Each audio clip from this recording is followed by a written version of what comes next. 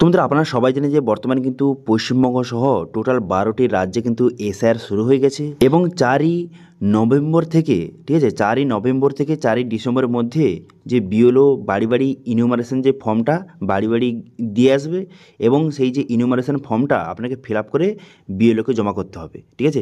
তো সেই জন্য আজকে ভিডিওতে আপনাদের বলবো সেই যে ইনুমারেশন ফর্মটা আপনি কীভাবে ফিল আপ করবেন, কোথায় কোন ডিটেলস বসাবেন, সম্পূর্ণ সঠিক পদ্ধতির মাধ্যমে আপনাদের ফর্ম ফিল আপের পদ্ধতিটা দেখিয়ে দেবো এবং সঙ্গে সেই ফর্মের সঙ্গে কী কী ডকুমেন্টস অ্যাটাচ করতে হবে, কাদের কোন ডকুমেন্টস অ্যাটাচ করতে হবে সেটাও কিন্তু এই ভিডিওতে আপনাদের জানিয়ে দেবো, ঠিক আছে।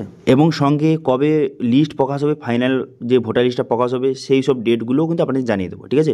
তো সেই ভিডিওটা প্রথম থেকে শেষ পর্যন্ত অবশ্যই দেখবেন মনোযোগ সহকারে এবং আমাদের চ্যানেলে প্রথমবার ভিজিট করে থাকলে আমাদের চ্যানেলটিকে সাবস্ক্রাইব করে রাখুন এবং পাশে থেকে বেল আইকনটিকে অবশ্যই প্রেস করে রাখুন। তো চলুন আজকে ভিডিওটা শুরু করা যাক। দেখুন এই যে ফর্মটা বর্তমানে কিন্তু বিএলও কিন্তু বাড়ি বাড়ি গিয়ে সবাইকে দেবে।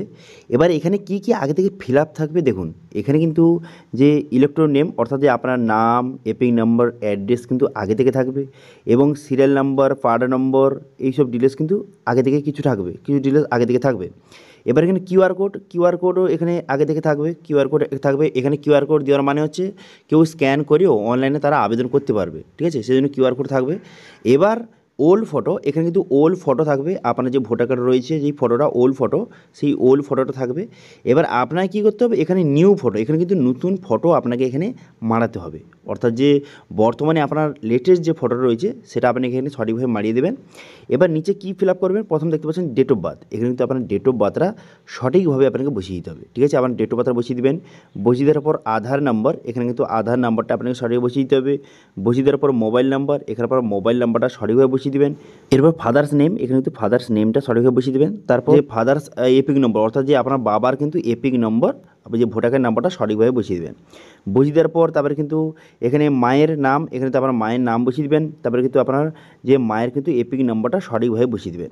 বসিয়ে দেওয়ার পর তারপর আপনি কী করবেন, এখানে স্পাউস নেম, এখানে তো স্পাউস নেম আপনার সঠিকভাবে বসিয়ে দেবেন। যে আপনি যদি বিবাহিত হয়ে থাকেন সেক্ষেত্রে আপনার যে স্ত্রীর নামটা বসিয়ে দেবেন এবং তার এপিক নাম্বার বসিয়ে দেবেন এবং যারা কিন্তু মহিলা আবেদন করছেন তার স্বামীর নাম বসিয়ে দেবেন এবং স্বামীর এপিক নাম্বারটা সঠিকভাবে বসিয়ে দেবেন, ঠিক আছে। এরপর আপনি কী করবেন, এরপর নিচের দিকে আসার পর এরকম কিন্তু একটি ছক থাকবে। এখানে বলা হয়েছে যে এখানে লাস্ট এশিয়ার হয়েছিল 2002 সালে, সেখানে যার নাম রয়েছে তার ডিটেলস এখানে বসাতে হবে, ঠিক আছে। তো সেই জন্য কিন্তু 2002 সালে যার নাম রয়েছে তার নাম বসিয়ে দেবেন, তার এপিক নাম্বার বসিয়ে দেবেন এবং রিলেটিভ নেম অর্থাৎ যে তার বাবার নাম বসিয়ে দেবে। বসিয়ে দেওয়ার পর রিলেশনশিপ এখানে বসিয়ে দেবেন। বসিয়ে দেওয়ার পর এখানে ডিস্ট্রিক্ট, স্টেট এবং এখানে AC name, AC number, part number আর এসআর নম্বর অর্থাৎ সিরিয়াল নম্বর, এগুলো কোথায় পাবেন দেখুন। এগুলো কিন্তু আপনি 2002 সালের যে যখন ভোটার লিস্টটা আপনি ডাউনলোড করবেন, যেখানে কিন্তু আপনার নাম রয়েছে সেটা যখন বার করবেন, ঠিক আছে, তখন দেখতে পাবেন এখানে যে যে আপনার এখানে আমি একটা এক্সাম্পল হিসেবে এখানে দেখাচ্ছি যে এখানে জয়নগর বিধানসভা এরকম দেখাচ্ছে 103 লেখা রয়েছে। এটা কিন্তু এসি যে নাম্বার, ঠিক আছে, 103।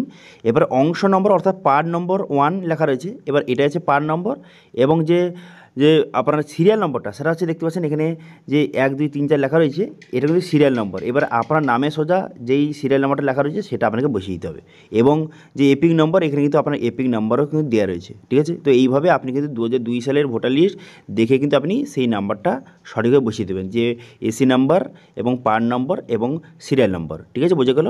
আচ্ছা, এবার ডান দিকে কলামে কার ডিটেলস বসাবেন, এখানে কিন্তু আপনার বাবার ডিটেলস আপনি বসিয়ে দেবেন, ঠিক আছে। আপনি রিলেশনশিপ নেমের জায়গায় আপনি বাবার নামে লিখেছিলেন, সেক্ষেত্রে আপনি ডান দিকে এখানে কিন্তু আপনার বাবার ডিটেলস বসিয়ে দেবেন, সমস্ত ডিটেলস, ঠিক আছে। 2002 সালে যেসব ডিটেলস ছিল সেই সব ডিটেলস কিন্তু সঠিকভাবে বসিয়ে দেবেন। দেখুন বাম দিকে এখানে কিন্তু আপনার ডিটেলস বসাতে হবে, ঠিক আছে। আপনার 2002 সালে আপনার ভোটার লিস্টে যদি নাম থেকে থাকে সেক্ষেত্রে আপনার ডিটেলস এখানে সঠিকভাবে বসিয়ে দেবেন এবং ডান দিকে আপনার বাবার ডিটেলস বসিয়ে দেবেন, ঠিক আছে। এবার এখানে অনেকের কনফিউশন আছে যে আমার কিন্তু 2002 সালে ভোটার লিস্টের নাম নেই কিন্তু আমার বাবার নাম রয়েছে, সেক্ষেত্রে আমি কোনটা ফিল আপ করবো। দেখুন সেক্ষেত্রে আপনি কিন্তু এই ডান দিকে ডিটেলসটা ফিল আপ করবেন, ঠিক আছে। ডান দিকে এখানে কিন্তু আপনার বাবার নাম, আপনার বাবার এপিক নম্বর যেটা কিন্তু 2002 সালে রয়েছে সেগুলো বসিয়ে দেবেন এবং রিলেশন নেম এখানে কিন্তু আপনার বাবার অর্থাৎ আপনার দাদুর নাম বসিয়ে দেবেন। তারপর রিলেশনশিপ, তারপর ডিস্ট্রিক্ট, স্টেট, এসি নম্বর, পার্ট নম্বর, সিরিয়াল নম্বর যেটা 2002 সালে রয়েছে সেটা আপনি বসিয়ে দেবেন, ঠিক আছে। কিন্তু বাম দিকে এটা ছেড়ে দেবেন, কারণ আপনার নামটা 2002 সালে ভোটার লিস্টে নেই, সেক্ষেত্রে আপনি এই বাম দিকের কলমটা ছেড়ে দেবেন, আপনি ডান দিকে আপনার বাবার ডিটেলসটা বসিয়ে দেবেন, কারণ আপনার বাবার নামটা 2002 সালে রয়েছে, সেক্ষেত্রে এখানে কিন্তু বসিয়ে দেবেন। ওকে, বোঝা গেল, ক্লিয়ার? এরপর নিচের দিকে আসার পর তারপরে এখানে কিছু ডিক্লারেশন এখানে দেখে নেবেন, দেখে নেওয়ার পর তারপরে এখানে সিগনেচার করতে বলা হয়েছে, এখানে কিন্তু সিগনেচার, এখানে আপনারা সিগনেচার করে দেবেন।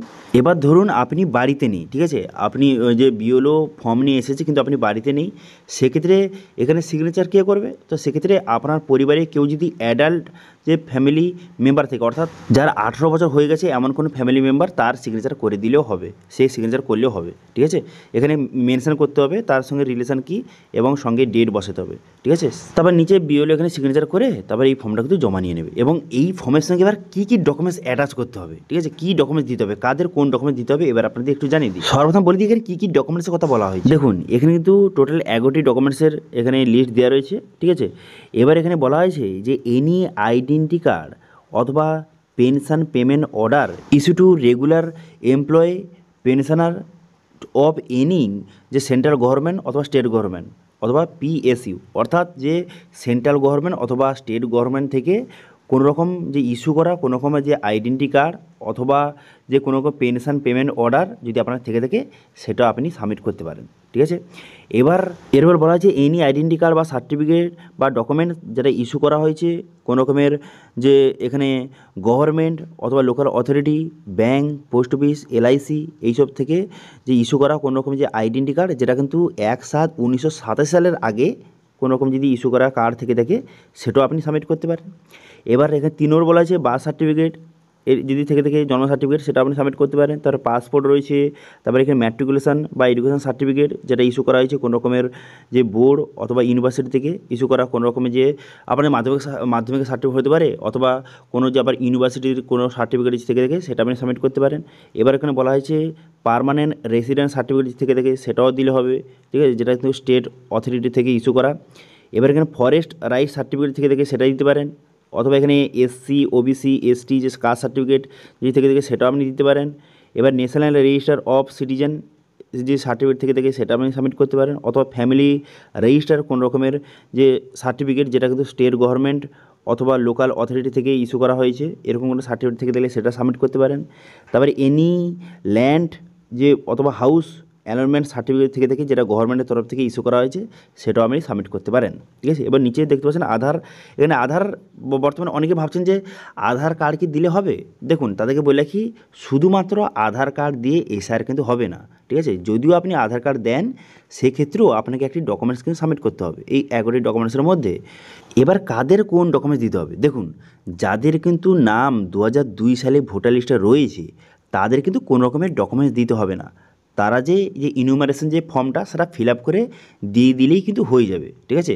কিন্তু যাদের 2002 সালে ভোটার লিস্টে নাম নেই তাদের কিন্তু এই 11টি ডকুমেন্টসের মধ্যে যে কোনো একটি ডকুমেন্টস যে সেই ইনুমারেশন ফর্মের সঙ্গে অ্যাটাচ করে বিএলওকে দিতে হবে, ঠিক আছে।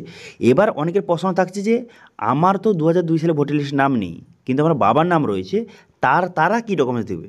তো সেক্ষেত্রে কিন্তু যেহেতু আপনার বাবার নাম 2002 সালে ভোটার লিস্টে রয়েছে সেক্ষেত্রেও আপনাকে কোনো রকমের ডকুমেন্টস দিতে হবে না, এই যে 11টি ডকুমেন্টসের মধ্যে কোনো ডকুমেন্টস দিতে হবে না। তো সেক্ষেত্রে আপনাকে কী ডকুমেন্টস লাগবে, তো সেক্ষেত্রে আপনাকে যে ডকুমেন্ট দিতে হবে সেটা হচ্ছে যে আইডেন্টি প্রুফ একটা ডকুমেন্টস দিতে হবে, অর্থাৎ আপনার বাবার সঙ্গে যে আপনার 2002 সালে যে আপনার বাবার নামটা রয়েছে সেটা মেনশন করতে হবে, এবং তার সঙ্গে যে আপনার রিলেশনটা কি যে সেই যে আপনার বাবা তা তো প্রমাণ দেখাতে হবে, সেক্ষেত্রে একটি আইডেন্টি প্রুফ আপনাকে দিতে হবে, ঠিক আছে, যেখানে কিন্তু উল্লেখ রয়েছে আপনার বাবার নাম উল্লেখ রয়েছে এমন কোনো ডকুমেন্টস, যেমন আপনি আধার কার্ড দিতে পারেন অথবা আরও অন্যান্য কোনো ডকুমেন্টস আপনি সাবমিট করতে পারেন যেখানে আপনার বাবার নাম উল্লেখ রয়েছে, এরকম একটি ডকুমেন্টস আপনি সাবমিট করে দেবেন, হয়ে যাবে, ঠিক আছে। কিন্তু যাদের 2002 সালের ভোটার লিস্টে নাম নেই এবং যাদের বাবার নামও নেই, ঠিক আছে, আপনার নাম নেই, আপনার বাবার নাম নেই, কারোর নাম নেই, সেক্ষেত্রে কিন্তু এই ডকুমেন্টসগুলি আপনাকে জমা করতে হবে, এই যে 11টি ডকুমেন্টসের মধ্যে যে কোনো একটি ডকুমেন্টস আপনাকে জমা করতে হবে। ওকে, বোঝা গেল, ক্লিয়ার?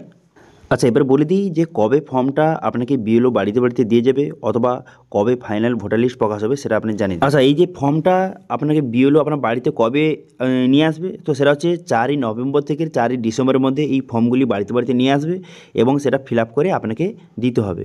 তারপরে একটি ড্রাফট ইলেকটোরাল রোল একটি প্রকাশ হবে, ঠিক আছে, যে ফাইনাল যে ভোটার লিস্ট প্রকাশ হওয়ার আগে একটি ড্রাফট ইলেকট্রাল রোল প্রকাশ হবে, ভোটার লিস্ট প্রকাশ হবে, সেটা হচ্ছে 9ই ডিসেম্বর 2025 প্রকাশ হবে।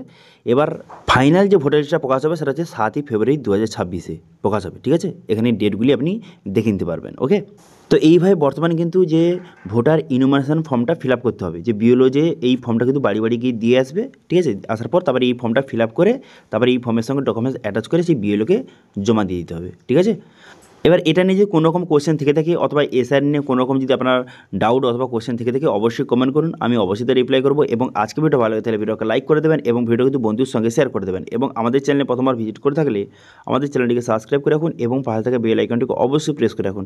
আজকে ভিডিওটা এই পর্যন্ত দেখা হচ্ছে নেক্সট ভিডিওতে। Thank you.